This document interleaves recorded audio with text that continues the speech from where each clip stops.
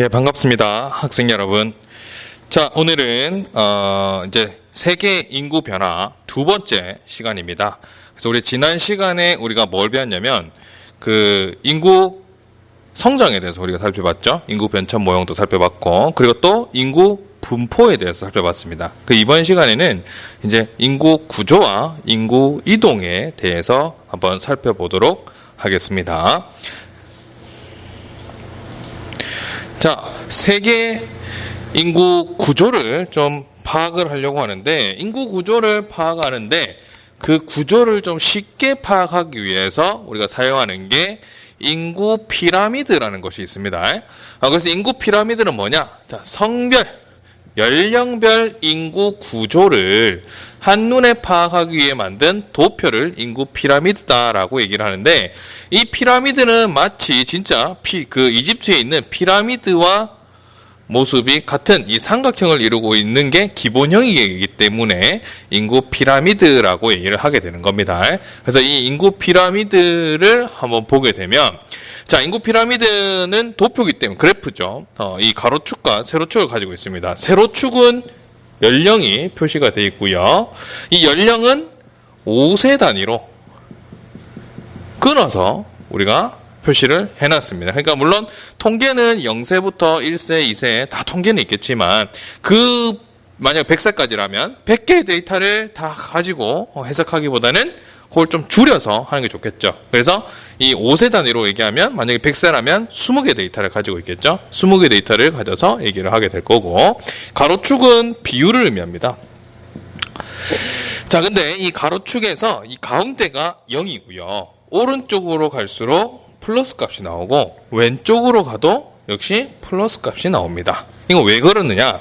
이 가운데 세로선을 기준으로 해서 왼쪽은 이거 항상 똑같습니다. 전 세계 어디에 피라미드를 봐도, 인구 피라미드를 봐도 왼쪽은 남자의 데이터를 쓰고 있고요. 오른쪽은 여자의 데이터를 쓰고 있습니다. 그래서 이게 왼쪽으로 가더라도 남자가 이제 몇 퍼센트 차지하고 있다, 이거니까 플러스 값이고, 오른쪽으로 가더라도 역시 마찬가지로 몇 퍼센트 차지하고 있다, 플러스 값이 되겠죠. 그래서 이렇게 이제 구성이 되어 있는데, 세로축의 이제 우리가 연령에 대해서 다시 한번 더 얘기를 해보자면, 아까 20개의 데이터를 가지고 이 피라미드를 만든다고 했죠. 그죠? 근데 그거를 분석을 해보려고 하니까 20개 데이터 전체 다 분석하려고 하니까 너무 일이 많죠.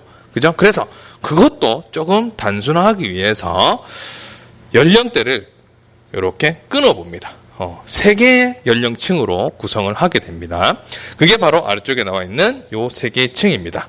그래서 0에서 14세까지를 우리는 유년과 소년을 합쳐서 유소년층이라고 얘기를 하고요. 그 다음에 15에서 64세에 있는 사람들을 청년과 장년을 합쳐서 청장년층이다라고 얘기를 합니다. 그리고 65세 이상은 이제 노년이라고 얘기를 하죠. 그래서 우리가 흔히 그냥 노인이라고 얘기를 하면 65세 이상인 분들을 의미하게 되겠습니다. 자, 그리고 여기서 청장년층을 한번 보게 되면, 자, 15에서 64세 선생님 같은 나이대는 지금 청장년층에 해당되죠. 자, 근데 이러한 이 나이대에 해당하는 사람들은 국가에서 받았을 때 아주 중요한 사람들이죠. 왜? 일을 해서 세금을 내는 사람들이기 때문에 그렇다는 거죠. 그죠? 그럼 일을 한다는 것은 그 국가에서 뭘 담당하더라? 무슨 기능을 담당하더라? 그렇죠. 생산 기능을 담당을 하게 되는 거죠. 그래서 이 연령층에 있는 사람들을 생산 연령층이다라는 표현을 쓰기도 합니다. 그래서 어떤 문제집이나 이런 데서 청장년층, 생산연령층이라고 얘기를 하면 15에서 64세에 있는 사람들을 얘기하는구나라고 생각을 하면 되겠습니다. 여러분들은 지금 여기에 속하니까, 그죠? 여러분들은 생산을 할 수가 있는 나이죠. 그죠? 즉 아르바이트 할 수 있죠. 돈 벌 수 있죠. 하지만 여러분들은 돈 버는 것을 포기를 하고 지금 여기서 학교에 와서 공부를 하고 있는 거죠. 그죠? 자, 그래서 이렇게 그 인구의 구조를, 그죠? 성별, 남자와 여자, 그리고 연령별, 뭐 5세 단위로 끊었죠. 연령별 인구 구조를 쉽게 파악하기 위한 거를 인구 피라미드다라고 얘기를 하는데, 이 인구 피라미드는 총 5가지 유형이 있습니다.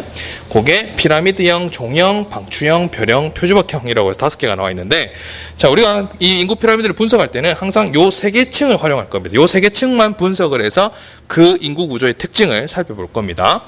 피라미드형 먼저 보게 되면, 자, 15세 여기까지고 65세 여기까지죠. 그죠? 그럼 얘네들의 특징을 한번 보게 되면 다른 연령층에 비해서 누가 훨씬 좀 많이 차지하고 있습니까?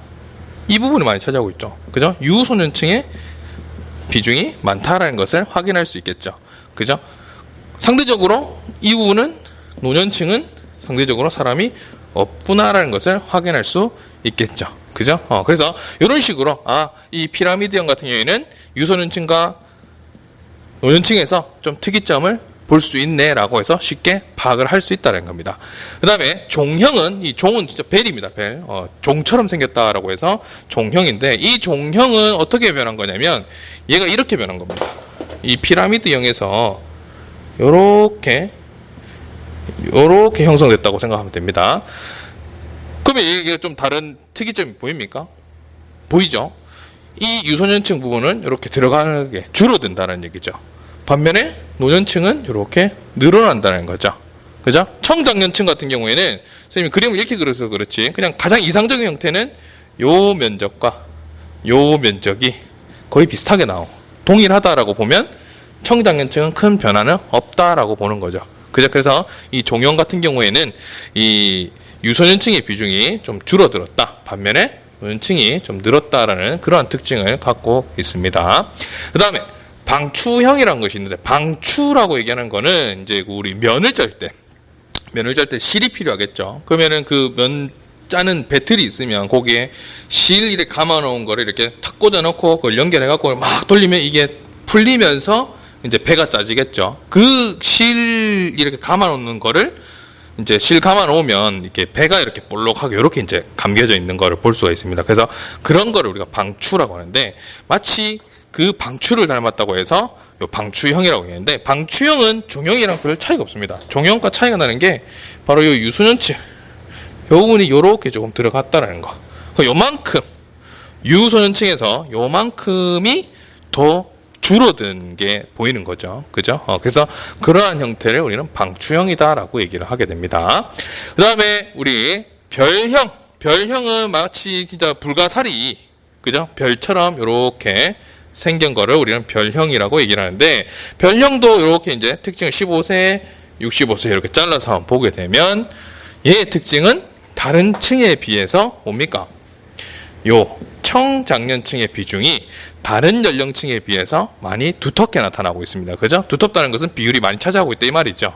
그죠? 그래서 이 청장년층이 많다라고 하는 거는 아까 전에 뭡니까? 생산 연령층이 많다라고 얘기했죠. 그죠? 그럼 생산을 담당한다는 거는 뭐가 관련이 있다? 일자리와 관련이 있더라. 그럼 일자리가 많은 곳이 어디더라? 바로 도시더라. 그래서 도시 같은 경우에는 이런 형태가 나타나기 때문에 별형은 도시형이다라고도 표현을 하기도 합니다. 그 다음에 요 끝에 보면은 이제 표주박형이 있죠. 표주박형은 이제 진짜 표주박, 박 이렇게 생긴 것처럼, 이 표주박처럼 생겼다라고 해서 우리가 표주박형이라고 하는데, 얘도 이렇게 끊어서 이렇게 한번 보게 되면 다른 층에 비해서 요 층이 유독 사람이 없는 거죠. 그죠? 그리고 상대적으로 어디에 이 노년층의 비중이 이 별형에 비하면 상당히 두텁게 나타나고 있습니다. 그러니까 이거는 도시 이 지역을 보게 되면 어디에서 나타나는 것처럼 농촌에서 보면은 젊은 사람이 별로 없고 이 노인분들이 좀 많이 사시죠. 그죠? 그래서 얘는 농촌에서 주로 볼 수 있는 형태다라고 해서 농촌형이라고 얘기를 할 수도 있습니다. 그래서 인구 피라미드는 크게 한 5가지의 유형으로 구분할 수가 있습니다. 자, 그 다음에 넘어가서요. 자, 이제 인구 단원에서는 이제 여러분들이 만약에 나중에 책을 보거나 문제집을 보거나 아니면 시험을 치다 보면 모의고사나 학교 시험에 이런 데 보면 이런 이와 관련된 용어들이 상당히 많이 등장을 합니다. 그래서 그 용어들이 무엇인지를 좀 알고 넘어갔으면 해서 이 단어 정리를 좀 하려고 하는데요. 자, 인구 부양비라는 것이 있습니다. 자, 인구 부양. 일단 그러면 인구 부양은 뭔데? 그죠? 누군가를 이게 먹여 살리는 거죠. 그죠? 그러면 누가 누구를 먹여 살릴 수 있어? 돈 버는 사람이 돈 안 버는 사람을 먹여 살려야겠죠.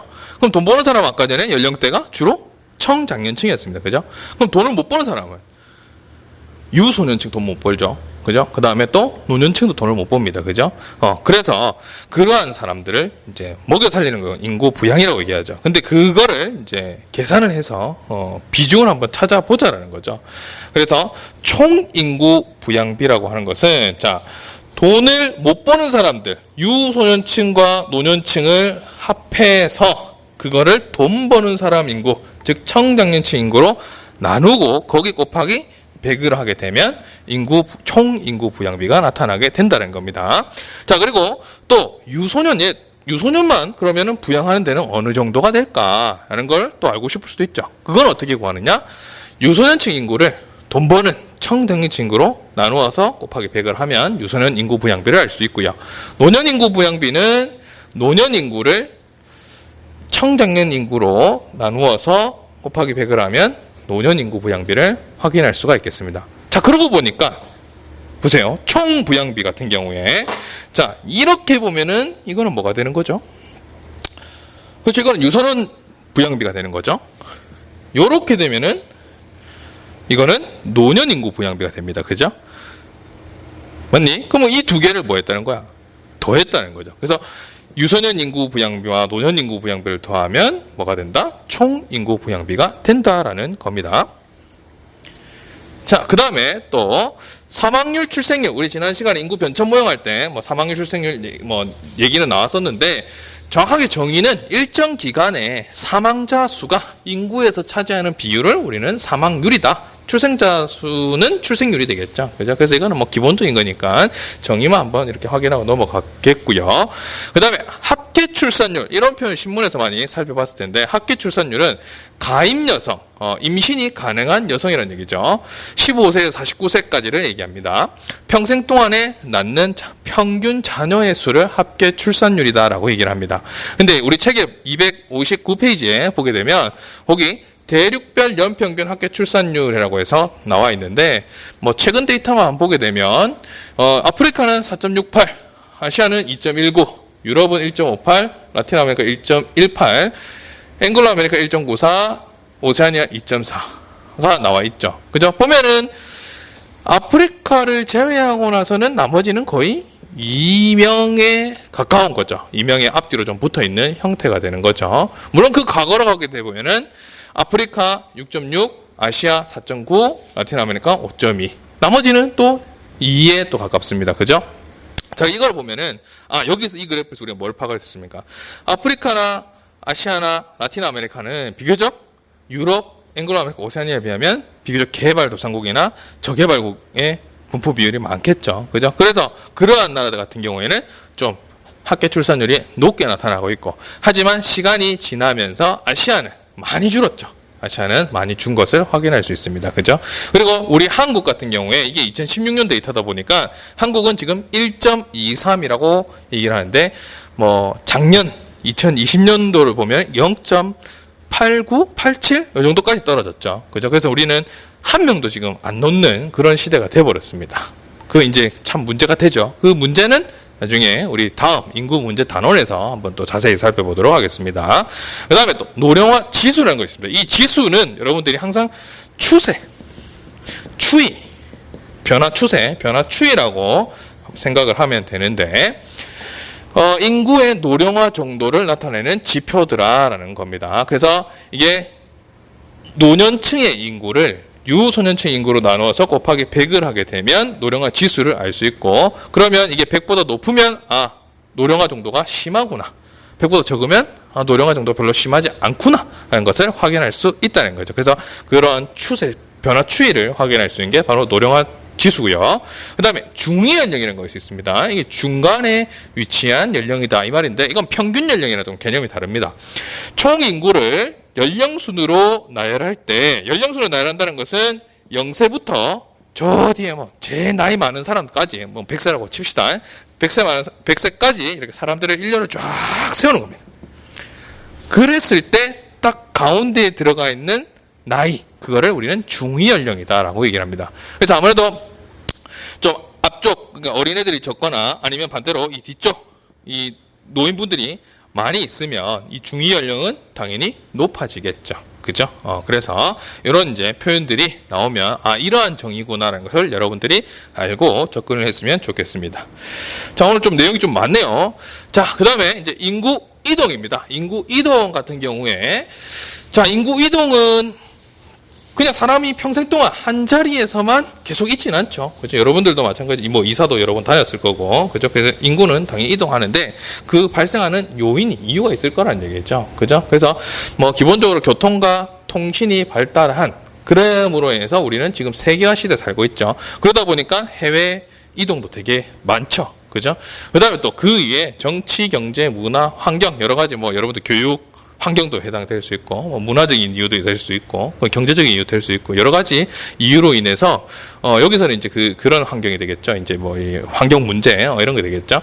그런 이유에 의해서 인구는 이동이 나타난다. 그래서 그 여러분들 260페이지에 그 그래프가 있는데, 대륙별 인구 유입과 인구 유출, 유입과 유출에 대한 현황인데, 1950년에서 55년도 같은 경우에는 이제 앵글로 아메리카와 오세아니아, 즉 이 두 대륙들은 선진국이 위치한 대륙이 되겠죠. 그죠? 이 대륙들에게만 사람이 모이더라. 유럽에서도 아무래도 그 당시에 경제가 성장, 2차 대전 이후에 경제가 막 성장하던 그런 곳은 바로 미국이었죠. 그죠? 그래서 여기로 사람이 많이 가더라. 그게 아시아, 뭐 아프리카 역시 마찬가지 사람이 많이 빠지죠. 그죠? 근데 2010년도에 한번 보게 되면 2010년도에는 뭐 앵글로 아메리카 역시 사람 많이 들어오고요. 아메리칸 드림이죠, 계속. 오세아니아, 그다음에 이제 유럽에서도 서구 이제 선진국 사회가 있으니까 거기도 사람이 많이 들어옵니다. 근데 아프리카, 아시아는 진짜 뭐 과거에 비하면 엄청나게 많이 빠져나가고 있죠. 그리고 라틴 아메리카도 상당히 많이 빠져나가고 있는 것을 확인할 수 있습니다. 그죠? 그 이렇게 빠져나가는 이유가 뭐 때문에 그렇겠습니까? 우리나라 사람들이 빠져나가면 어디로 나가겠니? 주로 이제 뭐 미국 가는 사람도 있고 캐나다 가는 사람도 있고 그다음에 또 호주 가는 사람도 있고 또 뭐 독일이나 영국 가는 사람도 있겠죠. 그죠? 그 왜 가느냐? 뭐 아무래도 경제적인 돈 벌러 가는 사람들 좀 많을 거란 얘기죠.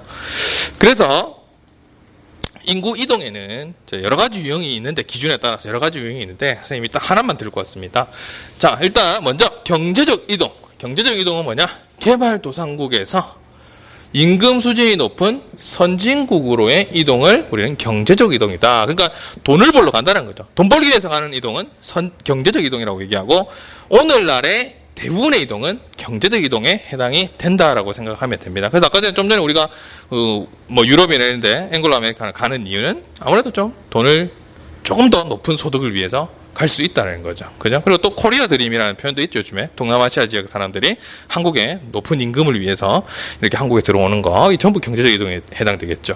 그 다음에 정치적 이동, 정치적 환경 때문에, 정치적인 상황 때문에, 자, 서남아시아, 그 다음에 아프리카, 이런 데는 좀 그 전쟁이 되게 많죠. 내전이 되게 많아서 그런 것을 피해서 이주하는 난민들의 이동을 우리는 정치적 이동이다라고 얘기를 합니다.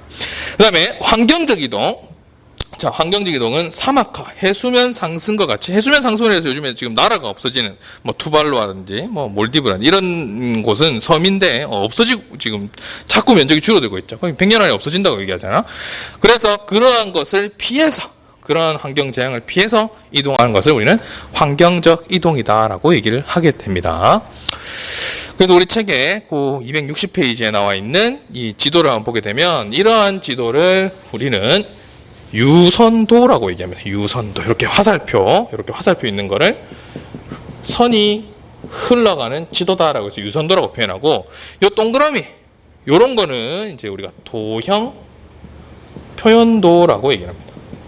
도형 표현이 이제 이민자 수를 이 도형의 크기에 따라서 분류를 한 거죠. 그래서 요 지금 두 개의 지도가 합쳐져 있다라고 보면 되는데, 자, 먼저 경제적, 그러니까 이게 원이 큰 것들이 이민자 수가 많더라라는 거고, 이 화살표가 가는 방향들을 보게 되면 캐나다 가고 미국 가고 그 다음에 또 유럽으로 많이 들어오는 것을 확인할 수가 있죠. 그리고 이 화살표의 두께가 이렇게 굵다라고 하는 것은 이 지역으로 많이 들어오고 있다는 것을 의미하게 됩니다. 그래서 보면 이 녹색은 경제적 이동이더라. 그 경제적 이동 보면 주로 이제 선진국들로 많이 이동하죠. 아프리카에서 여기 남아공 이런데 또 이동을 많이 하고요. 그 다음에 또 여기 보면은 이제 정치적 이동이라고 있죠. 아무래도 이제 아프리카 이 지역, 중동 지역, 그 다음에 또 이런 이 발칸반도 지역, 이러한 지역에서는 아직까지 내전이 많이 일어나고 있습니다. 그죠? 그래서 이러한 지역에서는 내전을 피해서 이렇게 주변의 유럽 지역이나 이런 비교적 평화로운 지역으로 이동을 하게 되는 거죠. 그죠? 그래서 이렇게 해서 우리 인구 구조와 인구 이동에 대해서 살펴봤고요. 학교에 오면은 선생님이 그 인구 피라미드와 관련해서 또 우리 교과서 261페이지의 내용을 가지고 수업을 준비를 하고 있습니다. 그래서 여러분들 반드시 이 영상을 잘 보고 또 친구들에게 또 잘 알려줘야 되겠죠. 그래서 항상 구독, 좋아요, 또 알림 설정을 해놔야 여러분들 수업을 잘 듣고 올 수 있겠죠. 자, 이렇게 해서 우리 인구 단원에 대한 강의를 마치도록 하겠습니다. 수고하셨습니다.